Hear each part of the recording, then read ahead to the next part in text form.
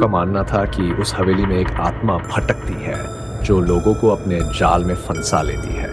लेकिन यह सब अंधविश्वास है या सच्चाई, कोई नहीं जानता था। एक दिन 3 दोस्त रोहित, अर्जुन और विकास इस रहस्य को सुलझाने का फैसला करते हैं। वे रात को हवेली में जाने की योजना बनाते हैं। गांव के लोगों ने उन्हें बहुत समझाया, लेकिन वे नहीं माने। रात के 12 बजे तीनों दोस्त टॉर्च और लाठी लेकर हवेली की ओर बढ़े। जैसे ही वे हवेली के पास पहुंचे, वहां की ठंडी हवा और सन्नाटा उनकी रीढ़ की हड्डी में सिहरन पैदा कर रहे थे। हवेली के दरवाजे पर जंग लगी हुई थी और हल्की हल्की चीखों की आवाज अंदर से आ रही थी।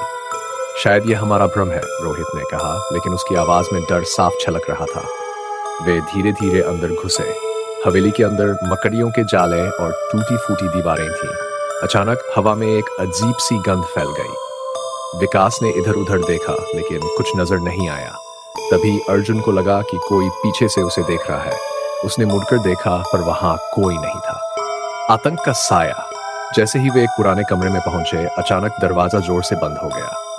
तीनों बुरी तरह डर गए। रोहित ने टॉर्च आगे बढ़ाई तो उसे दीवार पर खून से लिखे कुछ शब्द दिखे। तुम यहाँ क्यों आए? अर्जुन के हाथ पैर ठंडे पड़ गए।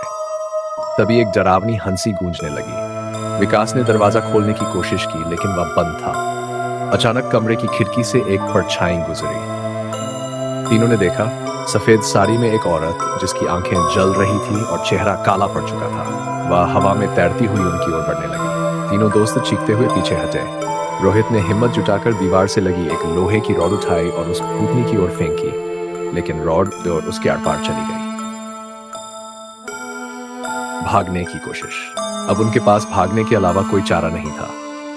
वे तेजी से दरवाजे की ओर बढ़े, लेकिन वह नहीं खुल रहा था। तभी एक भयानक चीख सुनाई दी और दरवाजा अपने आप खुल गया। तीनों ने जान बचाकर हवेली से बाहर छलांग लगाई और भागते हुए गांव पहुंचे।